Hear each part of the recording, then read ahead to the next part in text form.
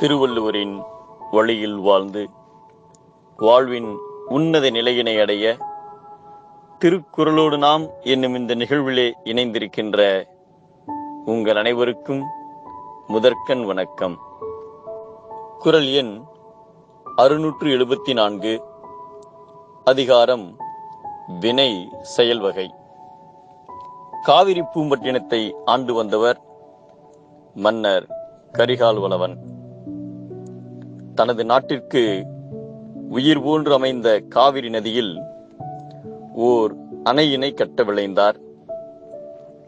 தன் ஆளுகையின் கீழ் இருந்த குறுநில மன்னர்களை அழைத்து அணையினை கட்ட ஆணையிட்டார். அணையின் ஒவ்வொரு பகுதிக்கும் ஒவ்வொரு குறுநில மன்னர்கள் பொறுப்பேற்றுக் கொண்டனர். முகரி என்ற சிற்றரசன் சற்று பெருமிதமுடையவன். மன்னரை மதிக்கக்கூடாது என்ற எண்ணமும் கொண்டிருந்தான். அது மன்னருக்கு தெரிந்தும் பொறுமை காத்திருந்தார். ஒரு நாள் மன்னர் அணையினை பார்வையிட வந்தார். அப்பொழுது அணையின் மற்ற பகுதிகளெல்லாம் குறுநில மன்னர்களின் மேற்பார்வையில் வெகு வேகமாக நடைபெற்றுக் கொண்டிருந்தது.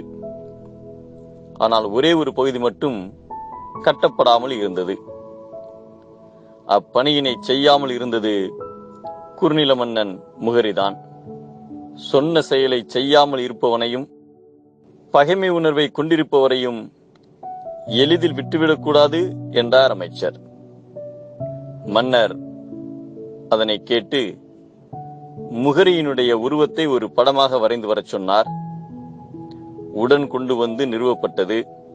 தன் கையில் உள்ள மந்திரம் வாய்ந்த ஒரு கோலால் அந்த உருவத்தின் ஒரு கண்ணை ஓங்கி குத்த அரண்மனையில் அமர்ந்திருந்த முகரியின் ஒரு கண் அங்கே குருடாகி போனது. உடனே தனது குற்றத்தினை உணர்ந்து முகரி தனது படையோடு ஓடோடி வந்து மன்னனை வணங்கினார். அதன் பின் அவ்வணையை முழுவதுமாக கட்டி முடித்து மன்னர் கரிகால் வளவனிடம் அடிபணிந்து நின்றார். மன்னரும் அவரை மன்னித்து அனுப்பினார். செய்யத் தொடங்கிய செயலிலும் களையத் தொடங்கிய பகையிலும் மீதம் வைக்கலாகாது. அவ்வாறு வைத்தால் அது தீக்கங்கு போல் கனன்று அழித்துவிடும் என்பதை வினை பகை என்று இரண்டின் எச்சம் நினையுங்கால் தீயச்சம் போல தெரும் என்கிறார் நம் தெய்வப்புலவர் திருவள்ளுவர். பகை கொண்டால் அழிப்போம், துணை கொண்டால் வளர்ப்போம்.